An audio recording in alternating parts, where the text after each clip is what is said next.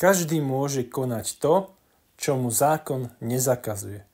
Toto hovorí naša ústava. Naozaj však môžeme robiť to, čo nám zákony výslovne nezakazujú? A čo štátne orgány? Môžu si robiť čokoľvek, čo im zákon nezakazuje?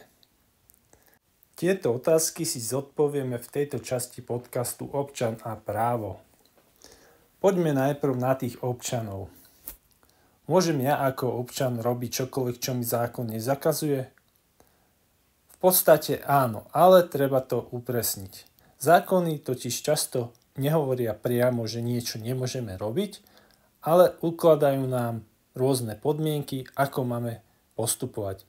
Napríklad, ak chceme uzavrieť platnú zmluvu, mali by sme ju v niektorých prípadoch spísať písomne, v iných prípadoch postačí ústna zmluva.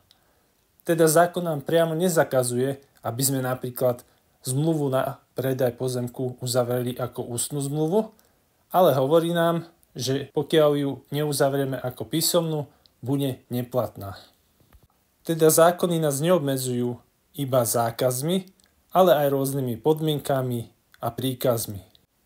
Vetu, že každý môže konať to, čo mu zákon nezakazuje, nájdeme v ústave, ale treba ju chápať v širšom kontexte.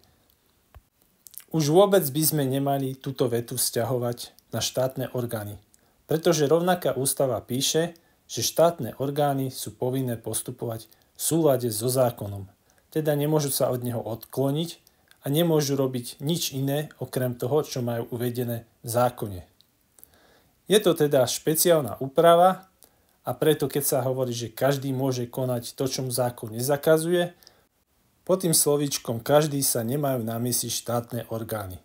Štátne orgány sú špeciálna skupina a špeciálny predpis alebo špeciálne pravidlo má vždy prednosť pred tým všeobecnejším.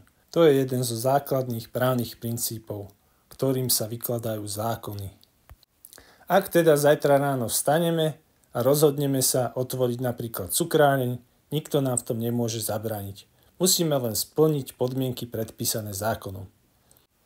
Ministerstvo dopravy ako štátny orgán sa však zo dňa na deň nemôže rozhodnúť, že bude napríklad predávať autosúčiastky alebo si minister otvorí mediálnu agentúru.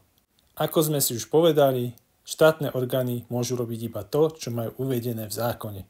A na základe toho vieme konanie štátnych orgánov aj ľahko predvídať. V zákone máme napísané, ako majú štátne orgány postupovať a ako majú vybaviť našu žiadosť. Zhrňme si to ešte raz, kým štátny orgán môže robiť iba to, čo má uvedené v zákone, občania a súkromné právnické osoby môžu robiť čokoľvek, čo im zákon nezakazuje alebo ich v tom nejako inak neobmedzuje. Tento podcast je súčasťou iniciatívy Viac rovností. Pokiaľ sa vám páčil, kliknite si na jeho odoberanie. Do počutia na budúce.